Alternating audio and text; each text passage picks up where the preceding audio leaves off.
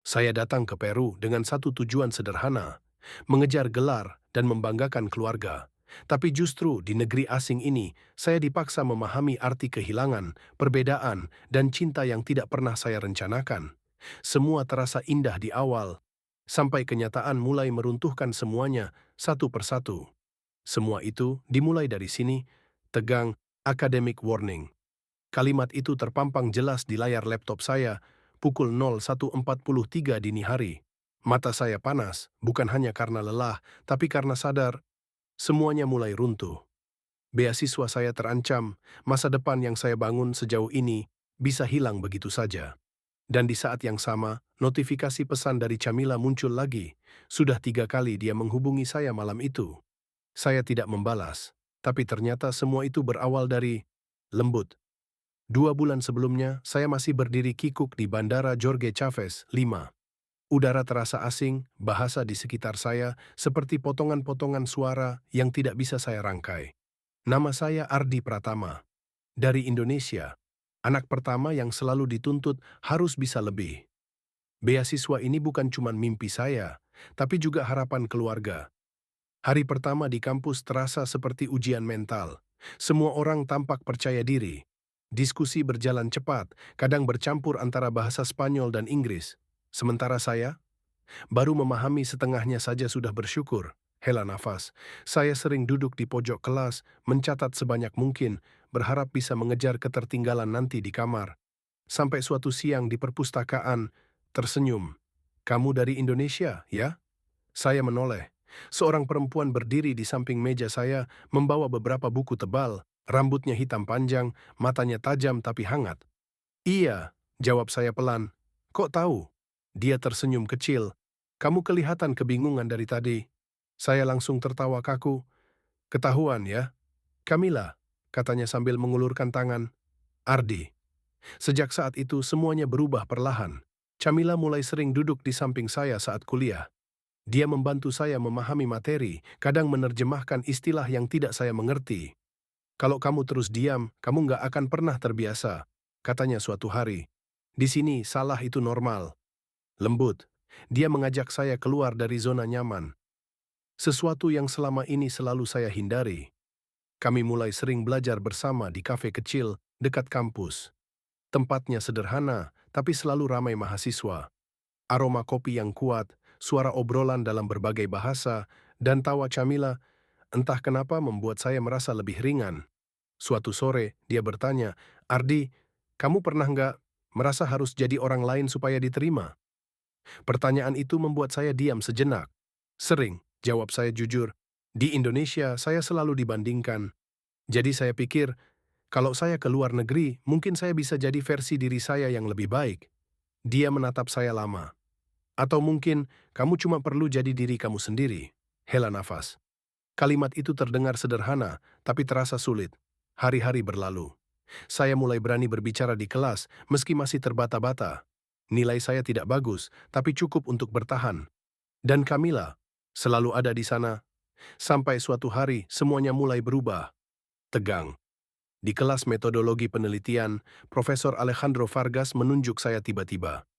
"Ardi, jelaskan pendekatan kamu terhadap studi ini." Jantung saya berdegup kencang, saya mencoba menjawab, tapi kalimat saya berantakan. Sebelum saya selesai, Camilla memotong.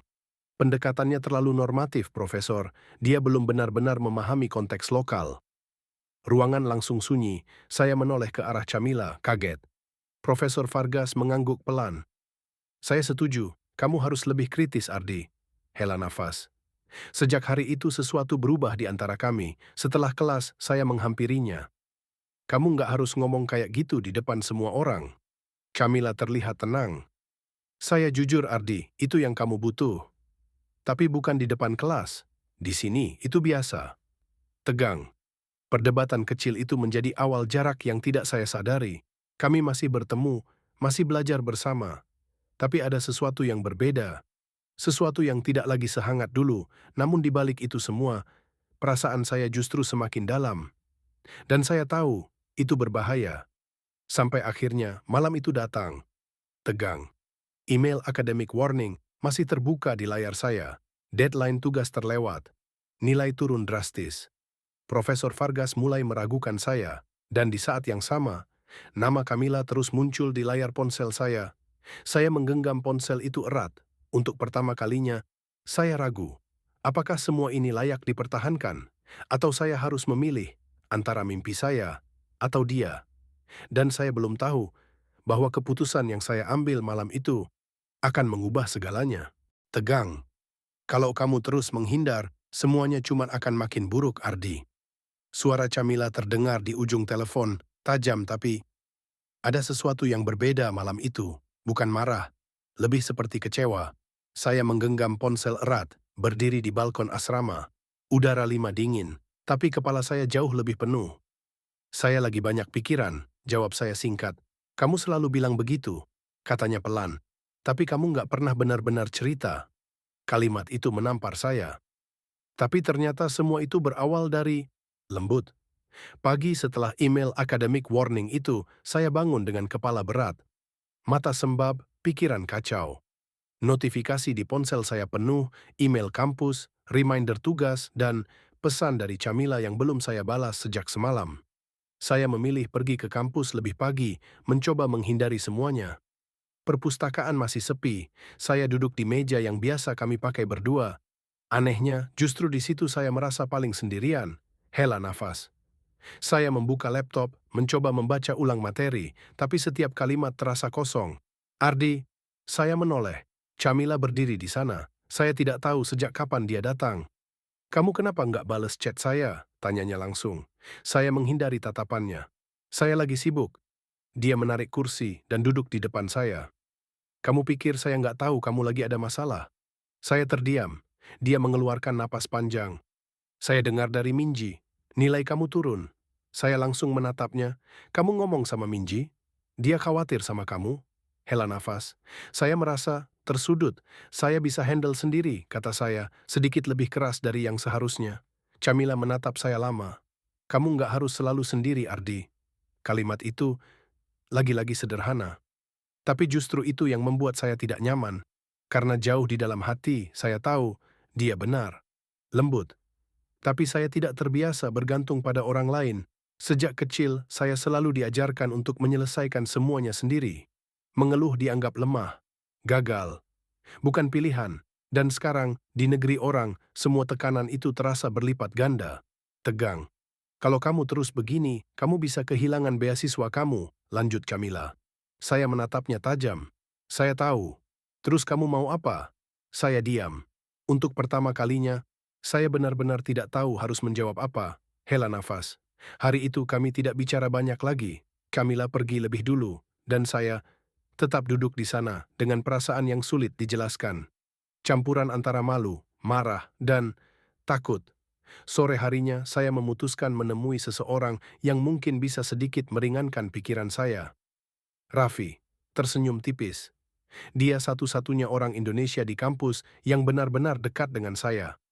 Kebalikan dari saya, santai, mudah bergaul, dan selalu punya cara untuk melihat sesuatu dari sisi yang lebih ringan. Kami bertemu di dapur asrama. Bro, muka lo kayak orang habis ditinggal nikah, katanya begitu melihat saya. Saya tertawa kecil. Lebih parah dari itu.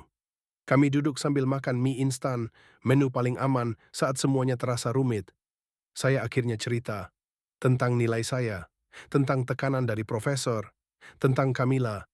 Raffi mendengarkan tanpa menyela. Setelah saya selesai, dia cuma bilang satu hal. Lu takut gagal? Atau takut kehilangan dia? Pertanyaan itu langsung membuat saya diam. Hela nafas. Saya tidak pernah memikirkan itu sebelumnya. Saya ke sini buat masa depan saya, jawab saya akhirnya. Raffi mengangguk. Iya, tapi sekarang masa depan lu mulai ada dia di dalamnya. Kalimat itu membuat semuanya terasa lebih rumit. Tegang. Malam itu, saya kembali ke kamar dengan kepala penuh. Saya membuka laptop, mencoba memperbaiki tugas yang tertunda, tapi setiap beberapa menit, pikiran saya kembali ke satu hal. Camilla. Akhirnya saya membuka chatnya. Saya mengetik, lalu menghapus, mengetik lagi, lalu berhenti. Sampai akhirnya, saya hanya mengirim satu kalimat. Saya minta maaf. Tidak lama, balasan muncul. Besok ketemu, kita harus ngobrol. Jantung saya langsung berdegup lebih cepat. Saya tahu, ini bukan sekadar obrolan biasa. Dan entah kenapa, saya punya firasat pembicaraan itu akan menentukan arah hubungan kami ke depan. Apakah kami akan semakin dekat, atau justru semakin jauh? Dan saya belum siap untuk keduanya. Tegang. Kamu harus jujur hari ini, Ardi, ke saya, atau ke diri kamu sendiri. Kalimat itu langsung menghantam saya begitu saya duduk di depan Camilla. Kami berada di kafe yang sama seperti biasanya, tapi suasananya terasa berbeda. Tidak ada tawa, tidak ada obrolan ringan, hanya ketegangan yang menggantung di antara kami. Saya menatap cangkir kopi di depan saya, mencoba mencari kata-kata. Tapi ternyata semua itu berawal dari lembut. Malam sebelumnya, saya hampir tidak tidur. Pikiran saya terus berputar tentang nilai, tentang beasiswa, dan tentang Camilla.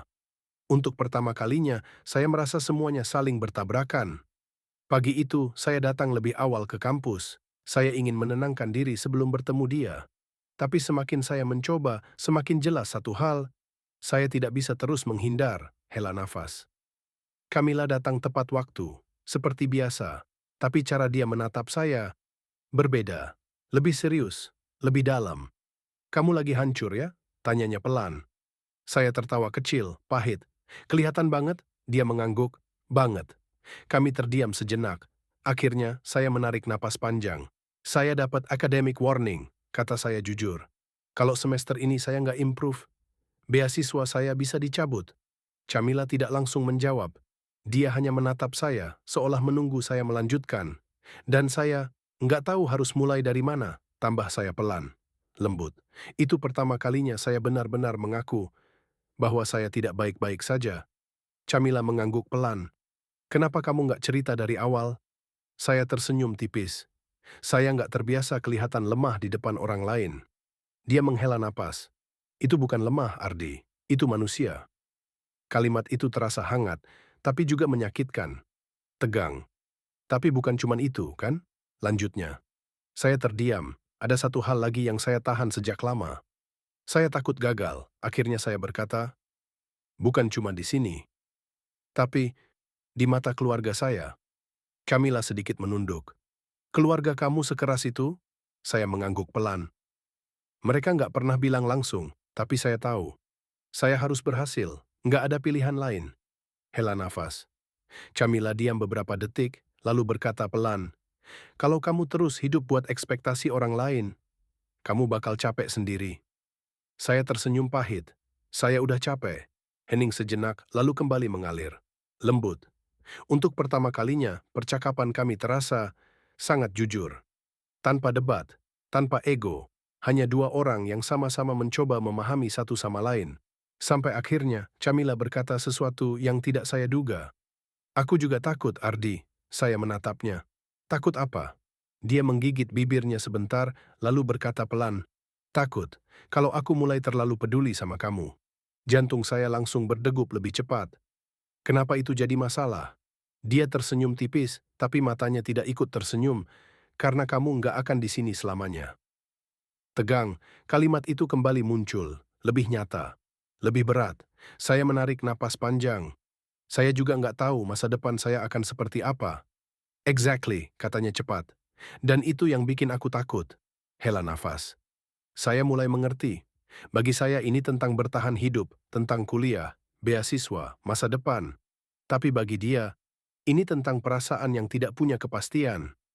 Lembut. "Camilla," saya berkata pelan, "saya nggak mau kehilangan kamu." Dia langsung menatap saya. Dalam. "Terus kamu mau apa?" tanyanya.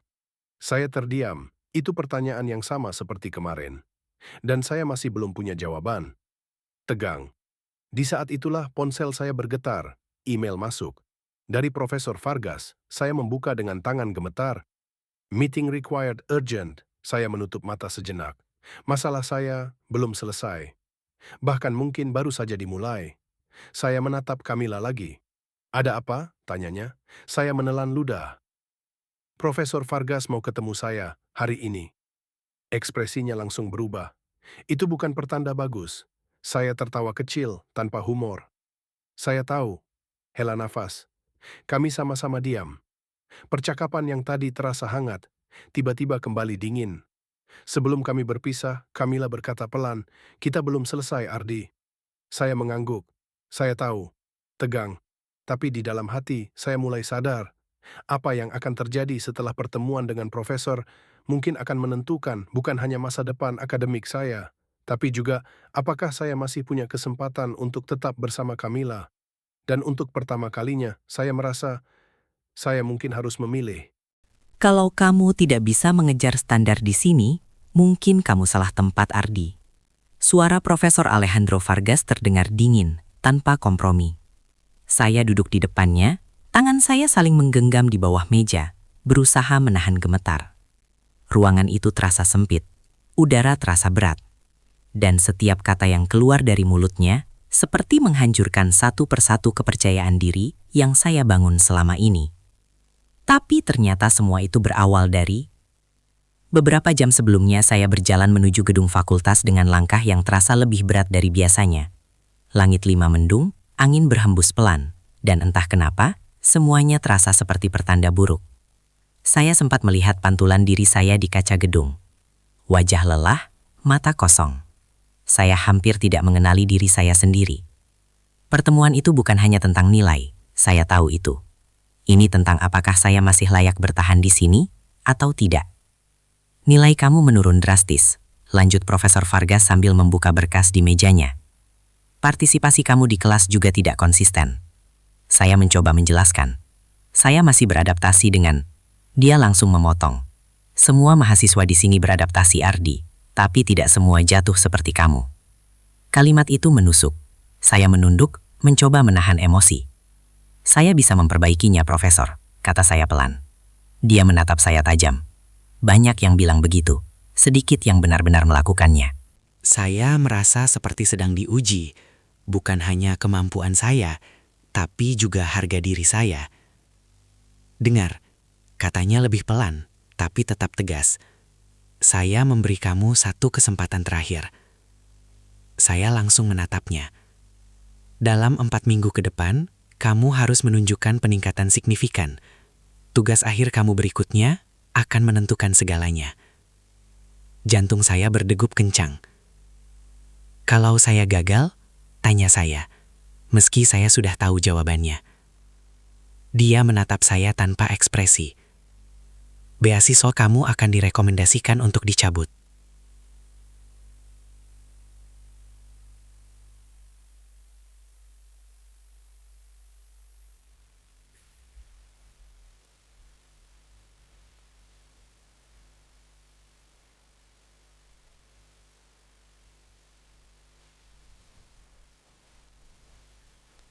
Dia berhenti di depan saya, sedikit terengah.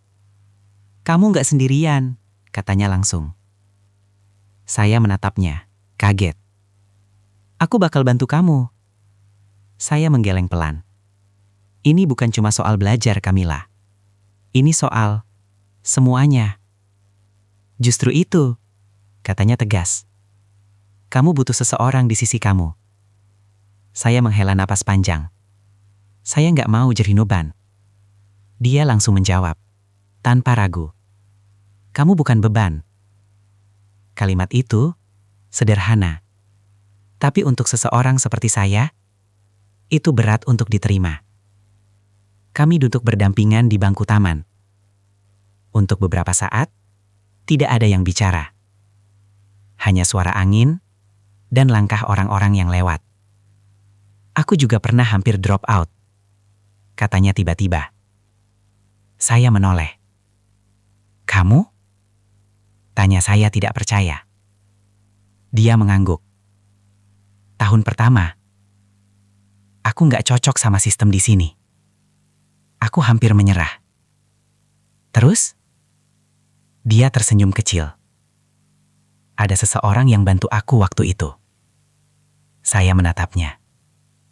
Sekarang, aku cuma mau melakukan hal yang sama buat kamu. Saya merasakan sesuatu di dada saya. Hangat. Tapi juga menakutkan. Karena semakin dekat saya dengan dia, semakin besar kemungkinan saya akan kehilangan dia. Tapi ada satu hal yang harus kamu lakuin. Lanjutnya. Apa? Dia menatap saya serius. Kamu harus berhenti lari. Saya terdiam. Kalimat itu tepat sasaran. Selama ini, saya selalu menghindari tekanan, perasaan, bahkan dia. Dan sekarang, saya tidak punya pilihan lagi. Oke. Jawab saya pelan. Saya akan coba. Kamila tersenyum. Untuk pertama kalinya hari itu. Tapi kita mulai sekarang, katanya. Saya mengangguk. 4 minggu. Dengan dia di sisi saya, semuanya terasa sedikit lebih mungkin. Tapi saya tidak tahu bahwa dalam 4 minggu itu bukan hanya nilai saya yang akan diuji, tapi juga hubungan kami. Dan tidak semua yang dimulai dengan harapan berakhir dengan bahagia. Kamu berubah, Ardi. Suara Kamila pelan, tapi cukup untuk membuat saya berhenti mengetik. Laptop saya masih terbuka di depan saya, penuh dengan catatan, jurnal, dan revisi yang belum selesai. Saya mengangkat kepala. Berubah gimana? Dia menatap saya lama. Kamu jadi jauh. Kalimat itu menggantung di udara. Tapi ternyata semua itu berawal dari 2 minggu setelah pertemuan dengan Profesor Vargas, hidup saya berubah drastis. Jadwal saya padat, hampir tanpa jeda. Pagi kuliah, siang di perpustakaan, malam revisi tugas sampai larut. Kamila benar-benar menepati janjinya. Dia membantu saya memahami materi, mengoreksi tulisan saya, bahkan memaksa saya latihan presentasi berulang kali. Ulang lagi, kamu masih terlalu kaku, katanya suatu malam. Saya menghela napas. Saya capek, Kamila. Dia melipat tangan. Kamu mau beasiswa kamu hilang? Saya langsung diam. Hari-hari terasa seperti perlombaan tanpa garis akhir. Saya mulai kehilangan ritme tidur. Makan pun sering terlewat. Bahkan beberapa kali, saya lupa membalas pesan dari Raffi dan Minji. Fokus saya hanya satu, bertahan. Tapi di tengah semua itu, ada sesuatu yang perlahan berubah. Hubungan saya dengan Kamila. Kami masih bersama hampir setiap hari. Tapi bukan lagi seperti dulu. Tidak ada obrolan santai. Tidak ada tawa panjang. Semuanya terasa fungsional. Belajar, diskusi, selesai. Suatu malam di kafe, saat saya masih sibuk mengetik, Kamila tiba-tiba menutup laptop saya. Cukup, katanya. Saya kaget. Kenapa? Kamu butuh istirahat. Saya menggeleng. Saya nggak punya waktu. Dia menatap saya tajam. Kamu juga nggak punya waktu buat hidup kalau terus begini. Saya menghela napas. Ini sementara. Dia tersenyum tipis. Kamu selalu bilang begitu. Saya mulai merasa dia tidak mengerti. At least saya berusaha, kata saya. Sedikit defensif. Ekspresinya langsung berubah. Kamu pikir aku nggak lihat itu? Saya terdiam. Aku bantu kamu setiap hari, Ardi. Tapi sekarang kamu bahkan nggak benar-benar ada di sini. Kalimat itu menusuk. Saya menunduk. Saya cuma nggak mau gagal. Dia mengangguk pelan. Aku tahu. Terus kenapa kamu marah? Dia terdiam beberapa detik. Karena kamu mulai menjauh. Bukan cuma dari aku, tapi dari diri kamu sendiri. Saya tidak langsung menjawab. Karena jauh di dalam hati, saya tahu dia benar. Saya mulai kehilangan keseimbangan. Semua hal di hidup saya sekarang hanya tentang satu tujuan. Lulus. Dan tanpa sadar, saya mulai mengorbankan hal lain. Termasuk dia. Hari-hari berikutnya semakin berat. Tugas besar yang diberikan Profesor Vargas mendekati deadline. Topik penelitian saya tentang komunitas lokal di pinggiran 5 harus dianalisis secara mendalam. Dengan pendekatan yang sebelumnya dia kritik habis-habisan. Saya berusaha memperbaikinya. Tapi setiap kali saya merasa sudah cukup, selalu ada yang kurang. Frustrasi mulai menumpuk. Suatu malam, di ruang belajar asrama, saya akhirnya kehilangan kontrol. Saya nggak bisa. Saya berkata keras, menutup laptop dengan kasar. Beberapa orang menoleh. Kamila yang duduk di depan saya langsung kaget. Ardi, saya udah coba semuanya. Lanjut saya. Tapi rasanya nggak pernah cukup. Suasana langsung sunyi. Kamila menatap saya. Matanya penuh campuran emosi. khawatir, tapi juga lelah. Dengerin aku, katanya pelan. Kamu cuma lagi overwhelmed. Kita bisa... Saya capek dibantu terus, potong saya. Dia terdiam. Saya langsung menyesal, tapi kata-kata itu sudah terlanjur keluar. Maksud saya bukan, tapi itu yang kamu rasakan kan? Katanya pelan. Saya tidak bisa menjawab, karena itu memang sebagian benar. Kamila berdiri perlahan. Aku cuma mau kamu berhasil, katanya.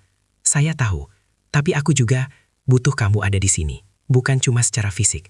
Kalimat itu membuat dada saya terasa sesak. Saya nggak bisa bagi fokus saya sekarang, kata saya akhirnya. Dia mengangguk pelan. Oke, hanya itu. Satu kata, tapi cara dia mengatakannya terasa seperti sesuatu yang perlahan runtuh. Dia mengambil tasnya. Aku pulang dulu. Saya tidak menghentikannya. Dan mungkin itu kesalahan terbesar saya.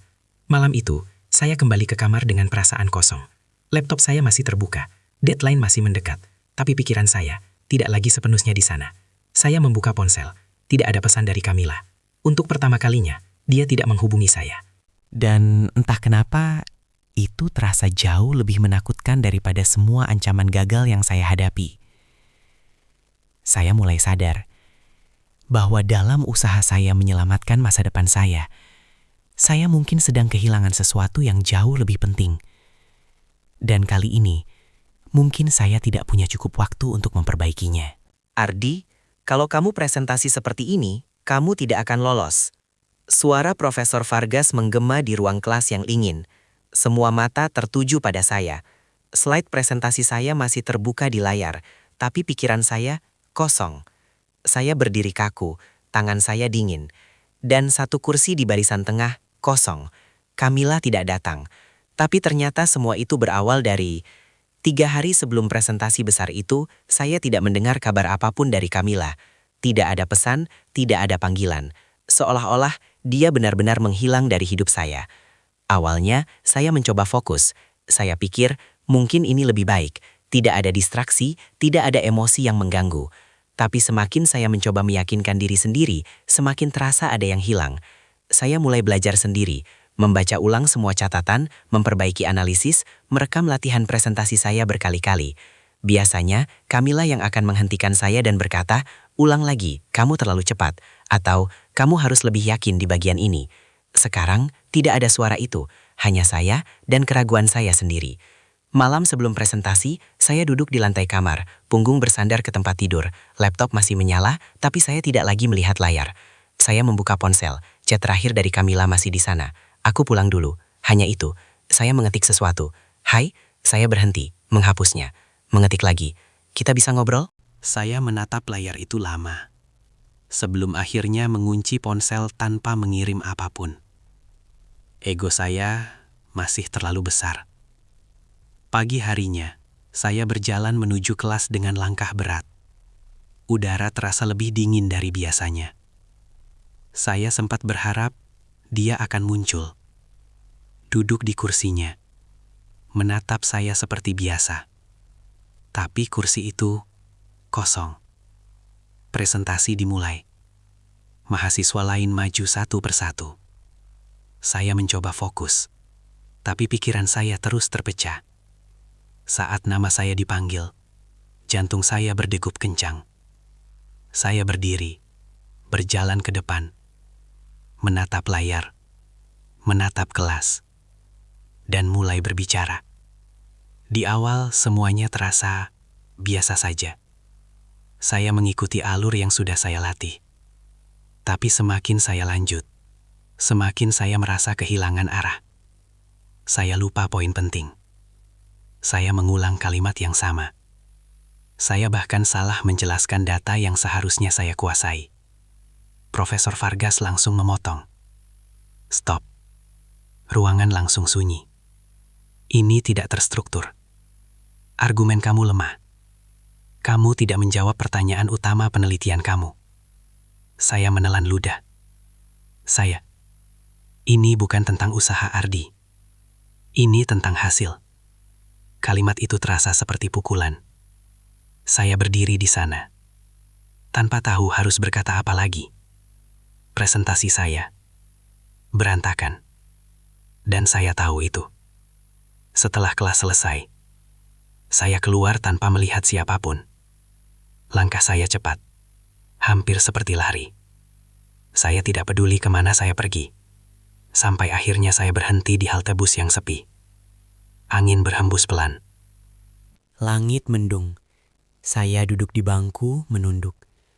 Untuk pertama kalinya sejak saya datang ke Peru, saya merasa benar-benar ingin menyerah. Ardi, suara itu, saya langsung menoleh. Kamila berdiri di sana. Napas saya tertahan. Kamu datang.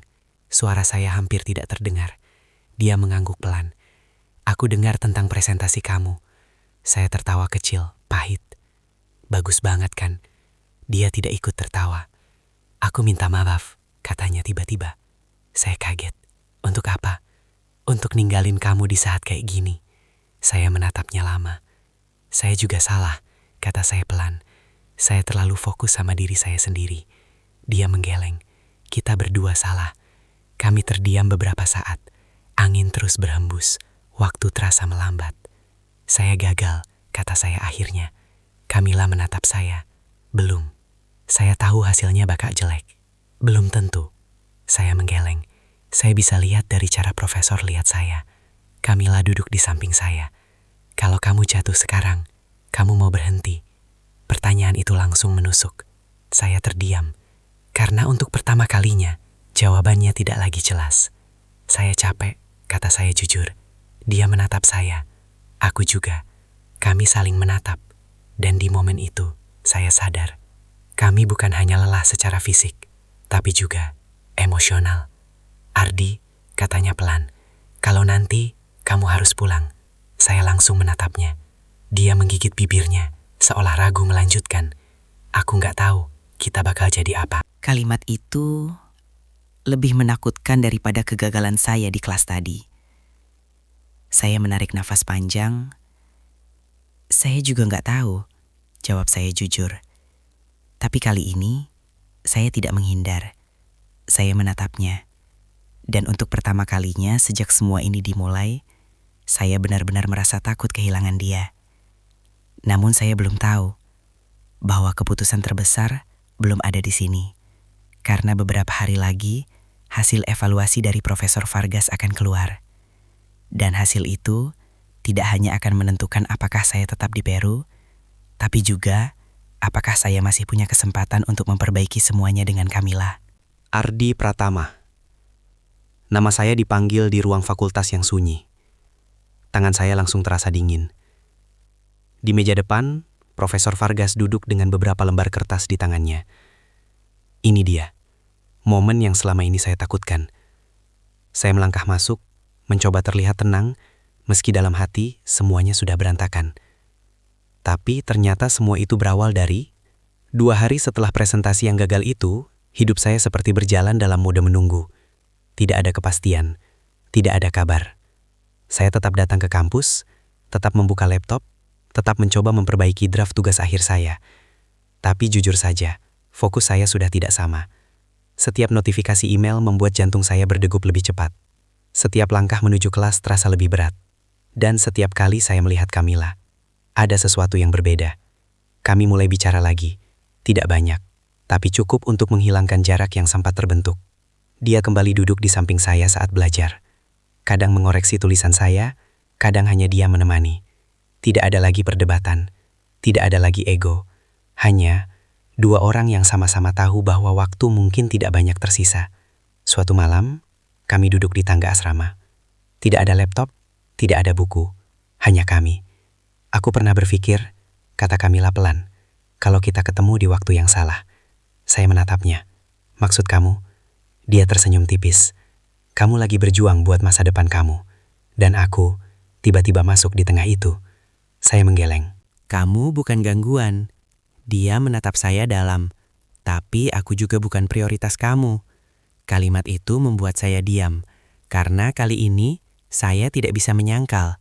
Saya nggak tahu gimana caranya bagi semuanya. Kata saya jujur. Kuliah, tekanan, dan kamu. Kamila menangguk pelan. Aku ngerti. Tapi saya nggak mau kehilangan kamu. Dia tersenyum kecil. Kadang kita nggak selalu bisa milih dua-duanya, Ardi. Kalimat itu terasa seperti peringatan. Seolah-olah Dia sudah siap untuk kemungkinan terburuk. Dan saya masih berharap semuanya bisa berjalan berdampingan.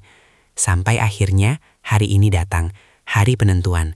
Saya duduk di depan meja Profesor Vargas. Dia membuka berkas di tangannya, membaca beberapa detik, lalu menatap saya. Performa kamu tidak memenuhi ekspektasi. Jantung saya langsung jatuh. Tapi, lanjutnya, ada peningkatan di analisis terakhir kamu. Saya menahan napas. Dia menyilangkan tangan. Saya akan jujur, kamu berada di batas. Batas, kata itu terasa lebih menakutkan daripada gagal. Artinya, tanya saya pelan. Dia menatap saya lurus. Saya memberi kamu satu opsi. Saya menegakkan badan. Kamu bisa tetap di program ini, dengan status percobaan. Harapan kecil muncul. Tapi, katanya lagi, kamu harus mengulang satu modul utama semester ini. Dan itu berarti, dia berhenti sejenak. Durasi studi kamu akan bertambah. Saya langsung mengerti. Artinya biaya hidup lebih lama. Tekanan lebih panjang. Dan kemungkinan visa yang lebih rumit. Saya masih bisa mempertahankan beasiswa saya? Tanya saya hati-hati. Profesor Vargas menggeleng pelan. Beasiswa kamu tidak menjamin perpanjangan. Dunia saya terasa berhenti sejenak. Jadi, saya harus cari cara sendiri untuk bertahan di sini. Suara saya hampir tidak terdengar. Dia mengangguk. Jika kamu memilih untuk tetap tinggal, ya. 2 pilihan. Pulang dengan kegagalan, atau bertahan dengan risiko yang tidak pasti. Saya keluar dari ruangan itu dengan langkah lambat. Kampus terasa lebih sunyi dari biasanya. Pikiran saya penuh. Tentang uang, tentang visa, tentang keluarga, dan tentang Kamila. Saya menemukan dia di tempat yang sama seperti biasanya. Kafe kecil dekat kampus. Dia langsung berdiri saat melihat saya. Gimana? Tanyanya. Saya menarik napas panjang. Saya nggak langsung gagal, kata saya pelan. Ekspresinya sedikit lega. Tapi, saya harus pilih. Dia terdiam. Saya bisa pulang sekarang. Lanjut saya.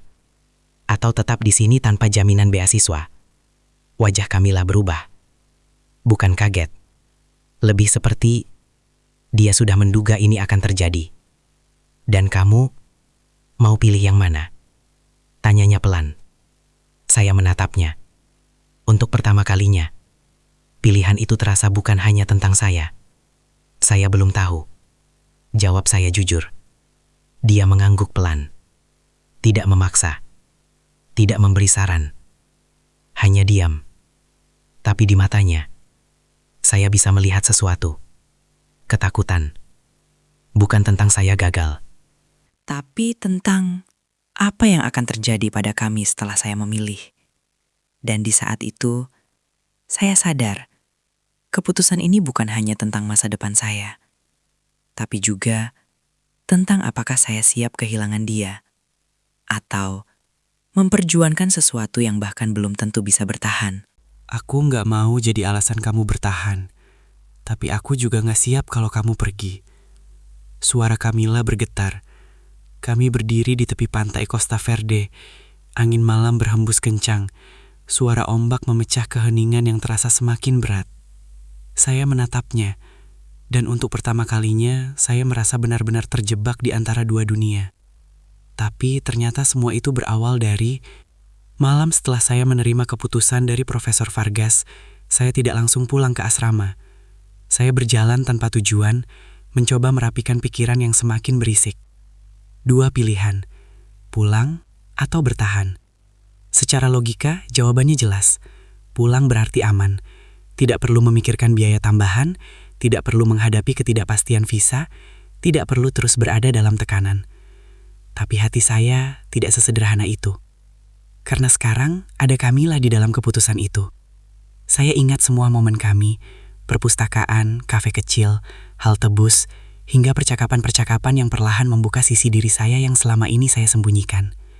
Dia bukan sekadar bagian dari perjalanan ini. Dia sudah menjadi alasan saya bertahan sejauh ini. Tapi apakah itu cukup? Keesokan harinya, saya menghubungi Raffi. Kami duduk di dapur asrama seperti biasa. 2 mangkuk mie instan di depan kami, tapi kali ini saya hampir tidak menyentuhnya. Lo kelihatan kayak orang mau ambil keputusan hidup mati, kata Raffi sambil menatap saya. Saya tertawa kecil, kurang lebih begitu. Saya menceritakan semuanya. Tentang pilihan yang saya hadapi, tentang Kamila. Raffi mendengarkan dengan serius. Setelah saya selesai, dia bertanya, kalau nggak ada Kamila, lo bakal pilih apa? Saya terdiam. Pertanyaan itu sederhana, tapi menghantam tepat sasaran. Mungkin saya akan pulang, jawab saya jujur. Raffi mengangguk. Berarti sekarang bukan cuma soal kuliah. Saya tersenyum pahit.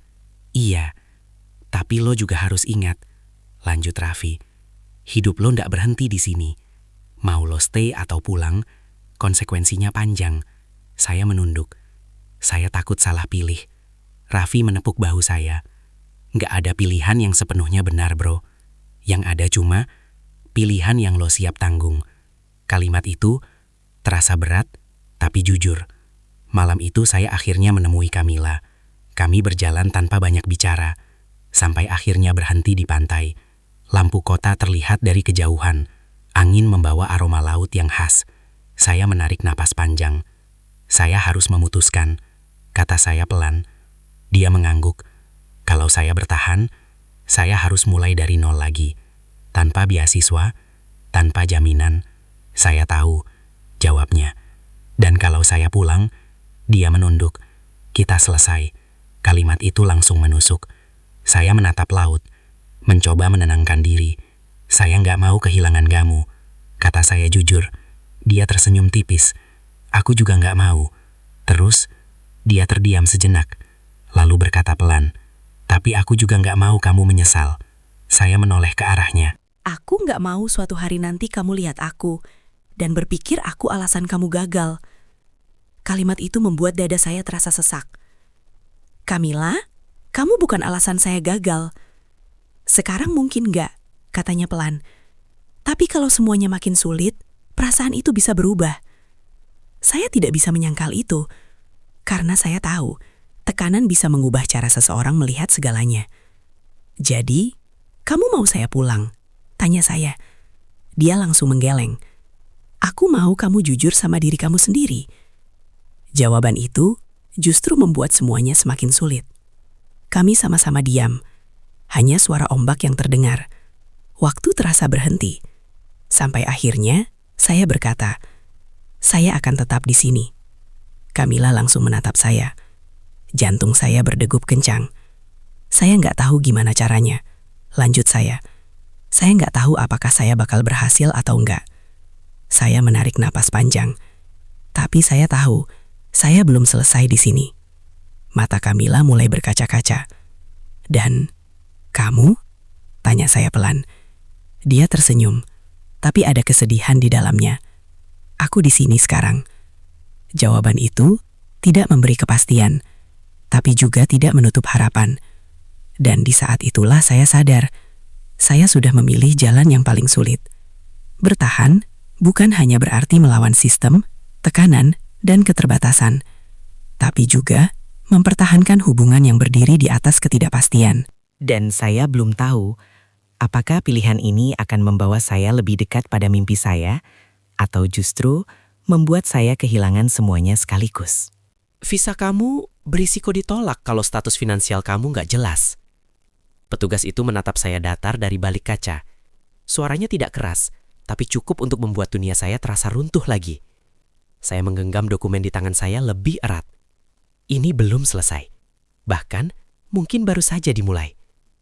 Tapi ternyata semua itu berawal dari 2 minggu setelah saya memutuskan untuk tetap tinggal di Peru, realita mulai datang satu persatu. Keputusan itu terasa berani saat saya mengucapkannya di depan Kamila malam itu. Tapi sekarang, semuanya terasa nyata. Tanpa beasiswa, saya harus memikirkan biaya hidup sendiri. Sewa, makan, transportasi, buku, semuanya. Saya mulai mencari pekerjaan part-time. Kafe, restoran, bahkan pekerjaan sebagai asisten riset. Saya coba semua. Tapi tidak mudah. Status saya sebagai mahasiswa internasional membatasi jam kerja. Bahasa saya masih belum sempurna. Dan persaingan jauh lebih ketat dari yang saya bayangkan. Hari pertama saya bekerja sebagai barista di sebuah kafe kecil dekat kampus, berakhir dengan kekacauan. "Ardi, kamu salah lagi," kata supervisor saya. Nada suaranya mulai tidak sabar. Saya panik, pesanan menumpuk. Istilah dalam bahasa Spanyol terasa berputar di kepala saya. "Maaf, saya ulangi lagi," jawab saya gugup. Seorang pelanggan mengeluh. Saya bisa merasakan tatapan orang-orang di sekitar. Saya pulang malam itu dengan tubuh lelah dan pikiran penuh. Saya duduk di lantai kamar, menatap tangan saya sendiri. Untuk pertama kalinya, saya merasa benar-benar kecil. Ponsel saya bergetar. "Kamila, gimana hari pertama kerja kamu?" tanyanya lewat telepon. Saya terdiam sejenak. "Berantakan," jawab saya jujur. Dia tertawa kecil, tapi bukan mengejek. "Normal." Saya merasa, "Nggak cukup," kata saya pelan. Dia langsung menjawab, "Kamu lagi belajar." "Saya capek mulai dari nol lagi." Saya tahu. Ada jeda singkat. "Aku bangga sama kamu," katanya pelan. Kalimat itu membuat saya diam. Sudah lama saya tidak mendengar kata itu. Tapi tidak semua berjalan sehangat itu. Hari-hari berikutnya menjadi semakin berat. Saya harus membagi waktu antara kuliah, kerja, dan menyelesaikan modul yang harus saya ulang. Tidur menjadi kemewahan. Makan seringkali hanya seadanya. Dan perlahan, saya mulai kembali kehilangan keseimbangan. Hubungan saya dengan Kamila kembali diuji. Kami masih bertemu, tapi jauh lebih jarang. Jadwal kami tidak lagi sejalan. Suatu malam, kami akhirnya bertemu di kafe tempat saya bekerja. Dia duduk di sudut, menunggu saya selesai shift. Saya menghampirinya dengan wajah lelah. "Maaf lama," kata saya. Dia tersenyum. "Nggak apa-apa." Kami duduk berhadapan. Tidak seperti dulu, percakapan kami terasa kaku. "Kamu sibuk banget sekarang," katanya pelan. Saya mengangguk. "Harus. Aku ngerti." Tapi cara dia mengatakannya terasa seperti ada yang tertahan. "Saya lagi berusaha," kata saya. Dia menatap saya. "Aku tahu." Terus, dia menarik napas panjang. "Aku cuma kadang merasa kamu mulai hilang lagi." Kalimat itu kembali. Dan kali ini lebih berat. "Saya lakukan ini juga untuk masa depan saya," jawab saya. Dia mengangguk. "Aku nggak pernah minta kamu berhenti." Tapi, dia menatap saya dalam. "Tapi aku juga nggak mau kita cuma jadi sisa waktu." Saya terdiam, karena itulah yang sedang terjadi. Kami tidak lagi jadi prioritas satu sama lain. Kami hanya saling menyelipkan waktu di antara kesibukan. "Kamila," saya berkata pelan. "Saya lagi berusaha bertahan." Dia tersenyum tipis. "Aku tahu, tapi saya juga nggak mau kehilangan kamu." Dia tidak langsung menjawab. "Aku juga nggak mau," katanya akhirnya. "Tapi aku capek nunggu sesuatu yang nggak jelas arahnya." Kalimat itu jujur dan menyakitkan. Saya menunduk karena saya tidak bisa memberinya kepastian. Tidak sekarang. Mungkin tidak dalam waktu dekat. Malam itu, kami berpisah tanpa kesimpulan. Tidak bertengkar, tidak juga benar-benar baik-baik saja. Hanya menggantung. Beberapa hari kemudian, saya menerima email dari kantor imigrasi. Saya membukanya dengan tangan gemetar. Permintaan perpanjangan visa saya masih dalam proses. Belum ditolak, tapi juga belum disetujui. Saya menatap layar itu lama. Di satu sisi, saya masih punya harapan. Di sisi lain, ketidakpastian ini semakin panjang. Dan di tengah semua itu, hubungan saya dengan Kamila mulai terasa seperti berada di ujung yang sama. Belum berakhir. Tapi juga tidak lagi jelas kemana arahnya. Saya mulai sadar bahwa bertahan bukan hanya tentang kuat, tapi juga tentang seberapa lama kita bisa menahan sesuatu yang tidak pasti. Dan saya tidak tahu apakah saya masih punya cukup waktu atau cukup kekuatan untuk mempertahankan semuanya. "Ardi, visa kamu disetujui." Saya terpaku di tempat. Suara itu datang dari petugas kampus yang berdiri di depan saya membawa selembar dokumen. Tapi entah kenapa, kabar yang seharusnya membuat saya lega justru terasa kosong. Karena di saat yang sama, satu pesan masuk di ponsel saya. "Dari Kamila, aku perlu ngomong sama kamu. Terakhir." Dada saya langsung sesak. Tapi ternyata semua itu berawal dari 2 bulan terakhir adalah fase paling berat dalam hidup saya. Saya berhasil bertahan. Saya melewati modul yang harus diulang meski dengan nilai yang tidak sempurna. Saya tetap bekerja paruh waktu, belajar mengatur keuangan, dan perlahan mulai menemukan ritme baru. Tidak mudah, tapi saya tidak menyerah. Visa saya akhirnya disetujui. Artinya, saya bisa tetap di Peru. Saya seharusnya bahagia. Saya seharusnya merasa semua perjuangan ini terbayar. Tapi satu hal yang saya sadari, semakin saya menstabilkan hidup saya, semakin jauh saya dari Camilla. Kami hampir tidak bertemu dalam 2 minggu terakhir, bukan karena tidak mau, tapi karena waktu tidak pernah benar-benar berpihak pada kami. Dan mungkin karena kami sama-sama menghindari sesuatu yang tidak ingin kami hadapi. Malam itu, saya datang ke tempat yang dia kirimkan, pantai. Tempat yang sama seperti saat saya mengambil keputusan untuk bertahan. Angin berhembus lebih kencang dari biasanya. Langit gelap, hanya diterangi lampu kota dari kejauhan. Camilla sudah berdiri di sana, membelakangi saya. Camilla. Dia menoleh perlahan. Wajahnya tenang. Tapi matanya menyimpan sesuatu yang tidak bisa saya baca. Kamu berhasil, katanya pelan. Saya mengangguk. Visa saya disetujui. Dia tersenyum kecil. Aku tahu kamu bisa. Tidak ada pelukan. Tidak ada ekspresi lega yang berlebihan. Hanya jarak yang terasa nyata. Kamu mau ngomong apa? Tanya saya hati-hati.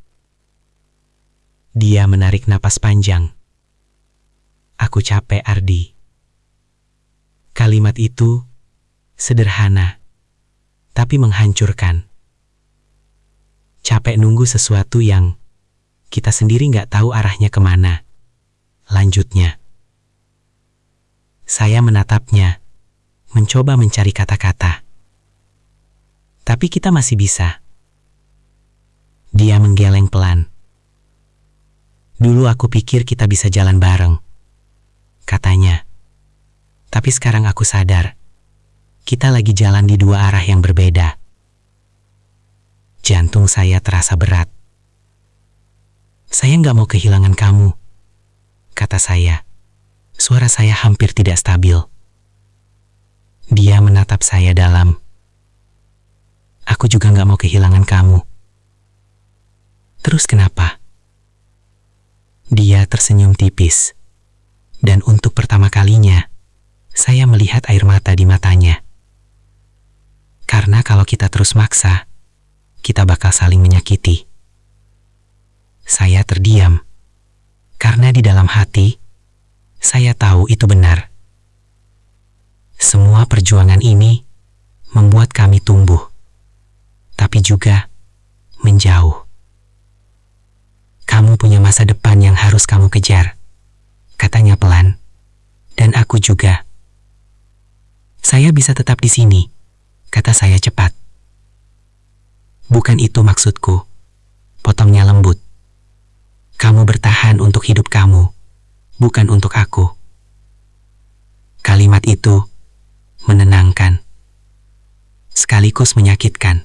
Saya menunduk. Semua kenangan kami seperti berputar di kepala saya. Perpustakaan, kafe kecil, halte bus, percakapan-percakapan sederhana yang ternyata sangat berarti. Jadi ini akhir? Tanya saya pelan. Dia diam beberapa detik, lalu mengangguk. Untuk sekarang. 2 kata itu menggantung, memberi harapan kecil, tapi tidak cukup untuk bertahan. Saya tertawa kecil, pahit. Saya nggak pernah nyangka saya bisa sejauh ini dan kehilangan kamu di saat yang sama. Dia mendekat sedikit. Kadang kita harus kehilangan sesuatu untuk benar-benar mengerti apa arti semua ini. Air mata saya akhirnya jatuh. Bukan karena saya gagal, tapi karena saya berhasil. Dan tetap kehilangan. Camilla menghapus air matanya sendiri. Terima kasih, Ardi. Untuk apa? Untuk jadi bagian dari perjalanan aku. Saya mengangguk pelan. Terima kasih juga. Kami berdiri di sana beberapa detik, atau mungkin lebih lama. Sampai akhirnya dia berbalik dan berjalan menjauh. Saya tidak menghentikannya. Kali ini saya tahu saya tidak boleh. Saya berdiri sendiri di pantai itu. Angin malam terasa lebih dingin. Tapi di dalam hati ada sesuatu yang berubah. Saya datang ke Peru untuk mengejar mimpi. Saya bertahan untuk masa depan saya. Tapi saya pulang dari semua ini dengan cara pandang yang berbeda. Tentang hidup, tentang perjuangan, dan tentang cinta yang tidak selalu harus dimiliki untuk menjadi berarti. Siapa yang tahu? Di negeri yang jauh dari rumah, saya menemukan versi diri saya yang baru. Lebih kuat, lebih jujur, dan lebih mengerti arti melepaskan. Semua itu dimulai dari sini, dan mungkin suatu hari nanti akan menemukan jalannya kembali.